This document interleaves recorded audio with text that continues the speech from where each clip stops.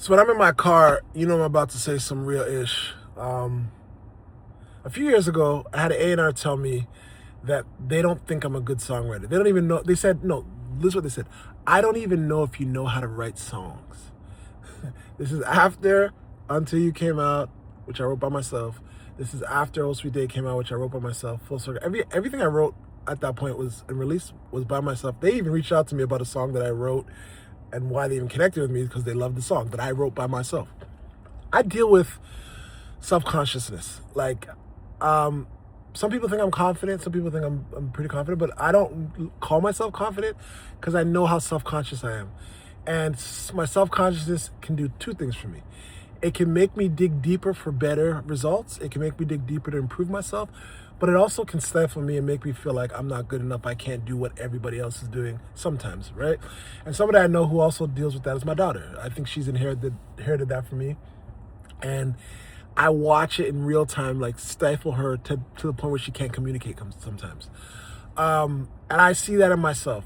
But when that guy said that, he triggered the self-consciousness part of me that was like, I was upset at first, but I have really thick skin. I enjoy criticism to a degree. I enjoy it from people I respect and people who are considerate of trying to make me a better person, right? And when he said that, I didn't shrink. I just wanted to prove myself more.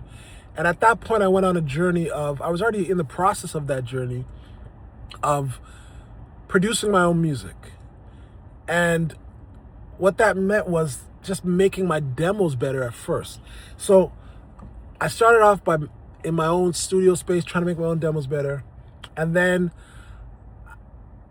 as I released my record, The Light Beyond the Sun, I wanted to think of get into mixing. I didn't really want to get into mixing. I just was like, the money's drying up in terms of how much you could spend to make a record now. And I just wanted to do as much as I could by myself in terms of saving money and I had the creative vision, and it's sometimes hard to tell people what you want to get out of things. So I started learning how to mix, and I went like over a month of just every day, like early morning to the night, just studying mixing. So my self-consciousness made me feel like I gotta do more here. Like, this guy's saying I can't even write songs, and it's like, bro, like, I know I can't write songs. I don't know what you're talking about, but what made you even say that? Like, how did that even happen?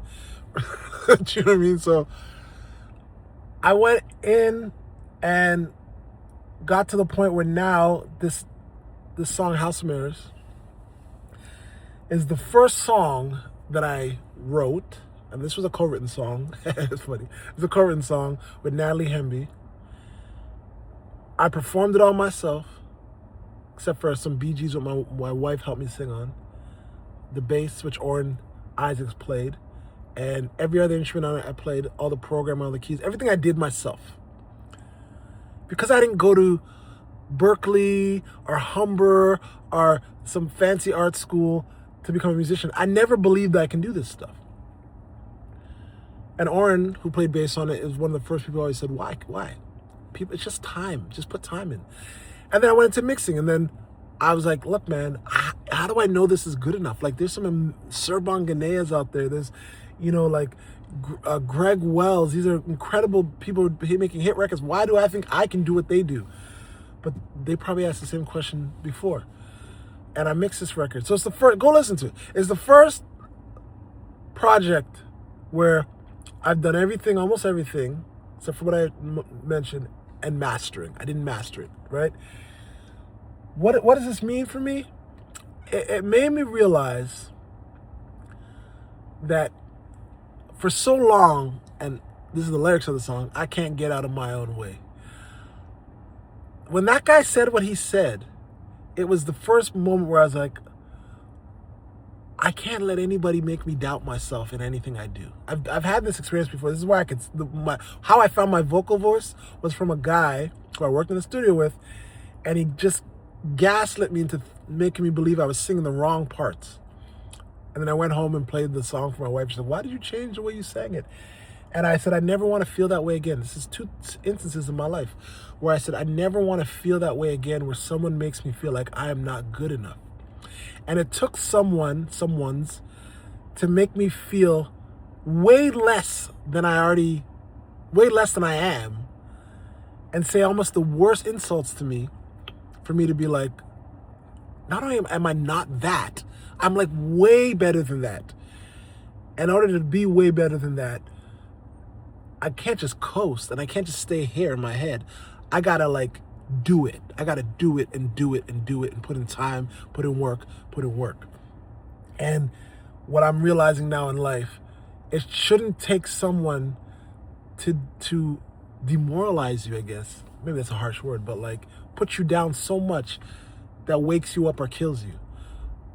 So I'm trying to convert my self-consciousness into a level of self-confidence, right, that is gonna just make me push harder and push harder. So this song, House of Mirrors, it goes out to my daughter because I want her to think like that as well. Self-consciousness is just you analyzing what you can do better about yourself. It's you searching for the best result in real time. And it's hard to do that in life sometimes, because sometimes you just gotta do things and make mistakes, and you just gotta say the things and apologize if it's wrong after. Sometimes you just gotta go out and do the thing, put in the work, and who cares if you don't ever get as good as the best? But if you shoot for your best, you don't know what you'll become. You don't know what you'll get out of it, right? That's the crazy thing. Like, I just released my own song that I mixed myself. Unheard of 2 years ago. I would never, like, I used to do little tweaking and panning and stuff in my demos, but not like mixing a record. I know that means nothing to some of you guys, but it's why records sound amazing. It's why records have these beautiful like space and dynamics and move in a certain way, and you hear things on this side and this side, all that beautiful stuff. It matters. So I'm probably only gonna mix my records for the rest of my life now. And I save myself so much money by doing that. It's cool. So I'm rambling. I'm sorry, but don't let self-consciousness destroy your self-confidence. And I think that's the moral of the story.